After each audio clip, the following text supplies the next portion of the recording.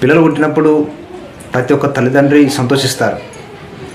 కానీ నిజమైన వాస్తవం ఏమిటంటే ప్రతి ఒక్కరి తల్లిదండ్రుల జీవితంలో పిల్లలు వారికి అవకాశం ఇచ్చేది, వారితో గడిపే సమయం ఇచ్చేది ఎంతంటే 25 సంవత్సరాలు మాత్రమే.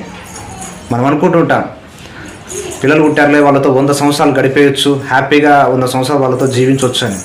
కానీ పిల్లలు తల్లిదండ్రులతో కలిసి ఉండేది కేవలం 25 సంవత్సరాలే.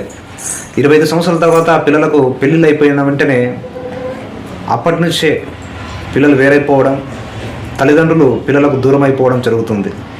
ఏ తల్లిదండ్రులు కూడా ఎప్పటికీ ఆశలు పెంచుకోకూడదు. ఎందుకంటే పిల్లలు ఉండేది మన జీవితంలో 25 సంవత్సరాలు మాత్రమే. ఆ 25 సంవత్సరాల్లోనే ప్రతి తల్లి ప్రతి తండ్రి వారికి నేర్పవలసిన బ్రతుకులు నేర్పాలి. వారికి మాట తీరు కానీ, పనితీరు కానీ, నడవడిక కానీ అన్ని విషయాల్లో వాళ్ళకు నేర్పవలసినంత నేర్పితేనే వాళ్ళు బ్రతకగలుగుతారు. ఎందుకంటే ఆ 25 సంవత్సరాలు దాటిన తర్వాత వాళ్ళు వివాహం చేసుకున్న తర్వాత నువ్వేం మాట్లాడినా వినరు, నువ్వేం చెప్పినా కూడా పట్టించుకోరు. కాబట్టి 25 సంవత్సరాలు పిల్లల జీవితంలో ప్రాముఖ్యమైనటివి.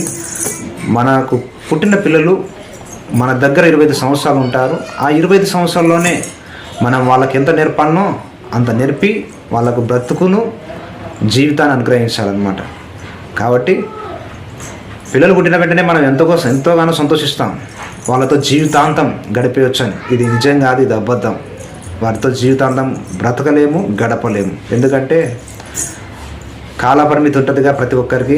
ఎవరితో ఎంతకాలం కలిసి ఉండాలనో కాలం నిర్ణయిస్తుంది. కాబట్టి కాలాన్ని మనం వెంబడించి అడుగులు వేస్తూ పిల్లలకు మంచి బ్రతుకు నేర్పించాలి. వారి జీవితాలను మనం సరిదిద్దాలి.